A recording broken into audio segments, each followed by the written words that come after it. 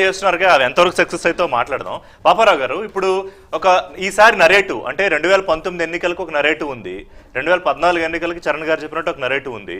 ఈసారి బీజేపీకి ఒక నరేటివ్ బిల్డ్ చేసే అవకాశం ఈ ఎన్నికకి దొరకలేదా? అంటే అంత ఎమోషనల్ గా దేశ ప్రజల్ని డ్రైవ్ చేసే ఒక అవకాశం దొరికిందా, దొరకలేదా ఈసారి? దొరికితే కనుక రోజుకు ఒక టాపిక్ మార్చాల్సిన, ఫేజ్ 1 లో ఒక టాపిక్, ఫేజ్ 2 లో ఒక టాపిక్, ఫేజ్ 3 లో ఒకటి. ఒకసారి ఏమో మంగళసూత్రాలు పట్టుకుపోతారని, ఒకసారి ఆస్తులు పనిచేస్తారని, ఇంకోసారి ఏమో ఏది రామ మందిరాన్ని బుల్డోజర్లతో కూలుస్తారని, ఇట్లా రోజుకు ఒక టాపిక్ ఆశ్చర్యపోయాం. అంటే ప్రధానమంత్రి నుంచి ఆ మాట వస్తుందని అనుకోలా.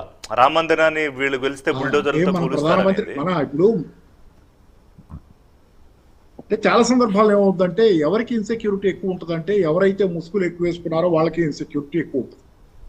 జనరల్ గా ఫెయిర్ గా ఉన్న వాళ్ళకి ఓడిపోతున్నా గెలుస్తున్నా ఒకే గోల్ ఉంటుంది, ఏంటంటే ఓడిపోతున్నాం అనేది, లేకపోతే దానికి సంబంధించి ఇంకా గట్టిగా ఎలా ప్రయత్నం చేయాలనే దగ్గర. ముసుగులు ఎక్కువ ఉన్న వాళ్ళకి ముసుగు తొలగిపోతున్న కొద్దీ ఇన్సెక్యూరిటీస్ మరింత పెరుగుతాయి.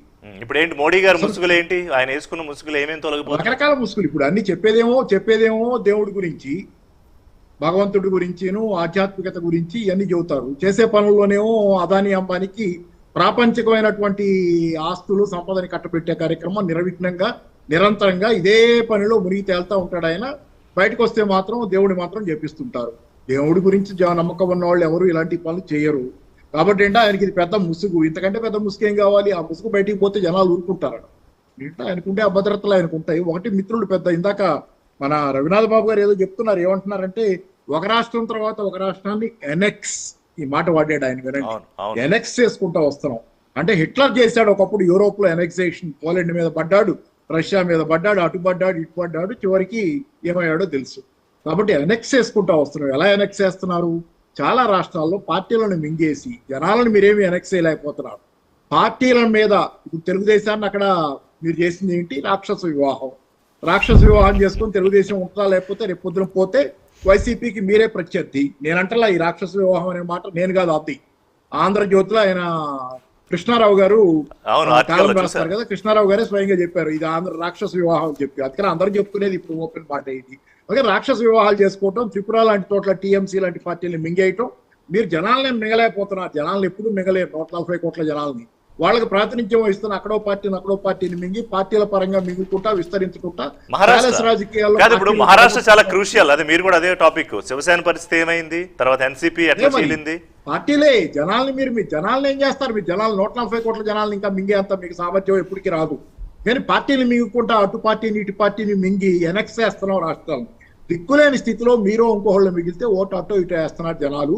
ఖచ్చితంగా కాల్చి కర్రుగాల్చి వాత పెడతారు.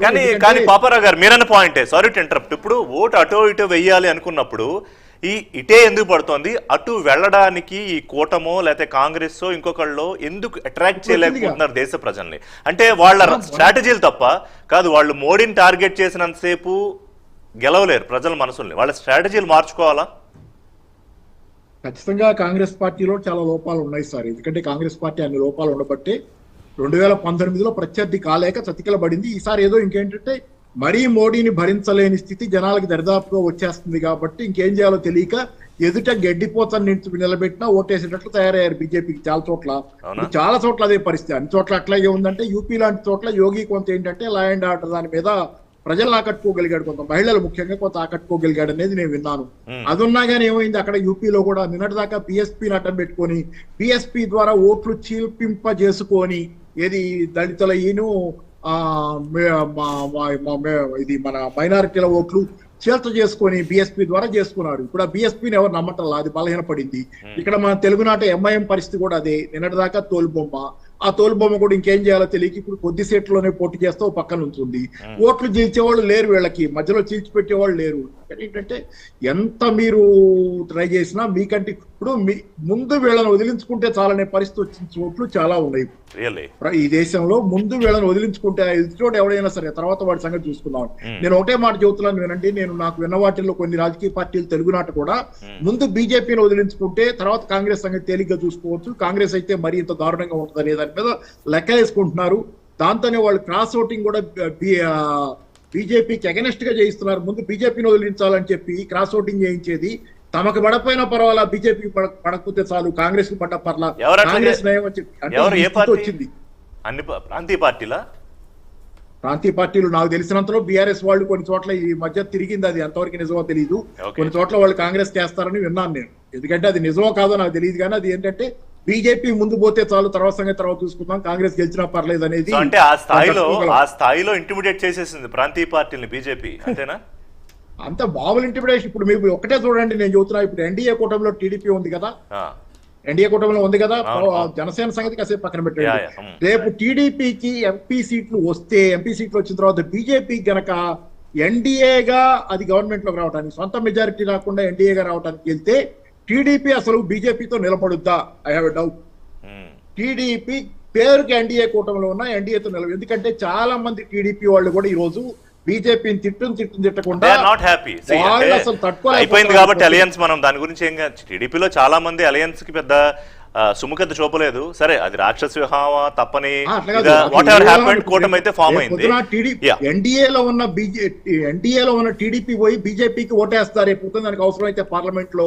ఐ డౌట్ చెప్పమనండి పుల్లారావు గారు. ఒకటి పాపారావు గారు, ఆంధ్రప్రదేశ్ కు ఒకే ఒక ప్రత్యేకత, దేశంలో ఏ రాష్ట్రానికి లేని ప్రత్యేకత ఏంటంటే 25 ఎంపీ సీట్లు బీజేపీవే, కానీ బీజేపీకి ఒక్క ఎంపీ కూడా ఉండడు.